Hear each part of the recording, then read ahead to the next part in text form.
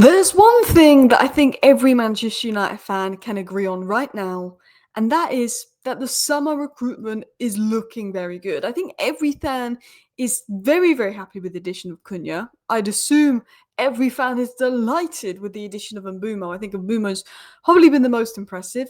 Lamons doesn't look like he's put a foot wrong. Sesko, very encouraging signs. Right now, it almost feels watching Benjamin Sesko and Victor Gyökeres that maybe we dodged a bullet. I always thought Gyökeres would be the better option. But I'm looking at both the players, and I think Sesko's the better footballer. Maybe we dodged the bullet with Gyökeres. Maybe we did. And I think every Manchester United fan is just buzzing when they look at the attack from this season compared to last season.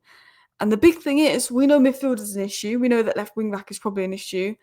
But in 2026, Ineos want to do what they did to the attack with the midfield, with other positions. And we could have a very, very good squad soon. We're going to talk about Elliot Anderson. We're going to talk about Adam Wharton. Could that be the replacements for Bruno and Casemiro, or even Ugarte? You know, there's rumours of Ugarte going. We covered that in my live show earlier today, that Galatasaray interested in Ugarte. We're going to talk about the stats around United. Xerxes Maynard to now stay. Højlund exit close. The latest on Maguire's injury and more. So, hello, and welcome back to Alice Talks Football, and welcome back to your 10-minute roundup. If you're new to the channel, every single evening, I'll do a 10-minute video rounding up all the news, discussing anything. Let's dive into it.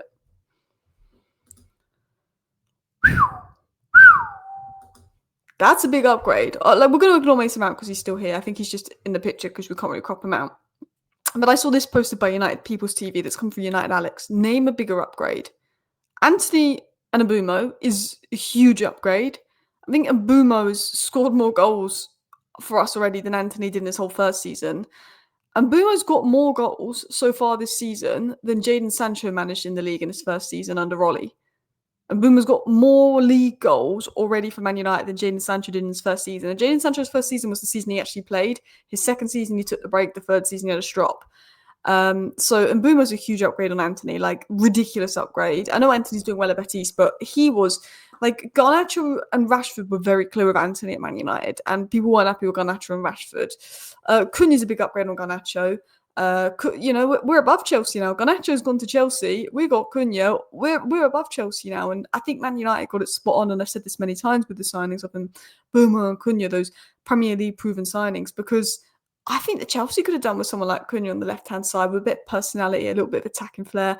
I mean, Cunha's been brilliant. He hasn't got the goal contributions that Garnacho has got yet, but Cunha's been really impressive. And Sesko's an upgrade on Højlund. I know Højlund's doing well at Napoli. I know Højlund had a good first season at United, and I know Højlund didn't get a whole lot of service. But if you look at what Sesko contributed in terms of his all-round play versus Sunderland, for example, when he's come on, the headers he wins, you know, Sesko, obviously 2 goals and assists this season, decent numbers, but Sesko, I feel like, is contributing more to all-round play than Højlund did, because as much as I like Højlund and want Højlund to succeed and feel that he was hard done by, Højlund was atrocious last season. I feel in that Sunderland game, Sesko offered more in that one game than we'd seen from a Højlund performance in a year, because when we got, in Ten Hag's first season, I thought Højlund had some good performances, but I thought the second season was poor.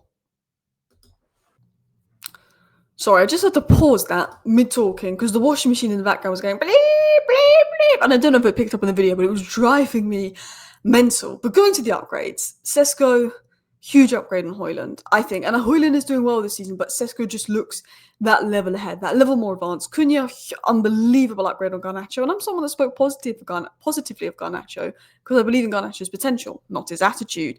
And Cunha's got the Man United mentality, Man United attitude. And Mbumo, as we said, huge upgrade on Anthony. But United want to do that to the midfield. And we're going to talk about the Elliot Anderson news. We're going to talk about the midfield news. We're going to talk about the latest on other news in a second. But this is such an encouraging statistic. Manchester United is second in the Premier League for creating chances. Manchester United is the second Premier League team that creates the most chances this season, 101. We are creating chances. And I did say in the early stages of the season, after we beat Burnley, that we were top for like XG and chances created. And I was like, maybe the results will come, but I just don't see it. I couldn't see it with the system, but I was like, maybe the results will come. The results are coming, but we don't want to get too far ahead of ourselves, because if we lose to Forest and we lose to Tottenham, if we lose the next 2 games, we're back to like, oh, we're rubbish again. It's really nice winning 3 games in a row and getting excited. And I'm getting excited, but I'm also like, try not to get too excited, you know what I mean? But I think the underlying numbers are good. And I think, if we're 6th with 12th place underlying numbers, it's a bit concerning. But when you're 6th with 4th place underlying numbers, it's a little bit more positive, I think, around United. But look, midfield is an issue, wing-back is an issue. Interestingly, we've only lost one game that Amad and Casemiro have both started. All the other ones we've won and one that we drew. I think Amad and Casemiro are so key. Casemiro in midfield, Amad at wing-back. But I want to talk about who we could be bringing into midfield. Florian Plettenberg has come out and said that Manchester United and Newcastle are just two of many top clubs closely monitoring Elliot Anderson. Their interest has already been registered. So Newcastle sold Elliot Anderson. They weren't giving him a load of minutes at the time. He'd be perfect for them. United looking at Elliot Anderson. Do you know what I can see happening? And I don't want to be right about this because I love Kobbie Mainoo, but I can see Mainoo going to Newcastle and Elliot Anderson coming to Man United. I just can see it happening. Because Mainoo is exactly what Newcastle need on the ball. Elliot Anderson's exactly what we need off the ball. Amorim wants more off the ball, but Elliot Anderson's proven for England he's good if they are looking to dominate possession. Now, Forest are aware that he's a key player, blah, blah, blah. I am not paying 100 million for Elliot Anderson. I mean, right now, Elliot Anderson is more of a £100 million player than Carlos Baleba with the way that he's been playing compared to Baleba. Look, if Forest get relegated, I reckon you could get him for 70 million.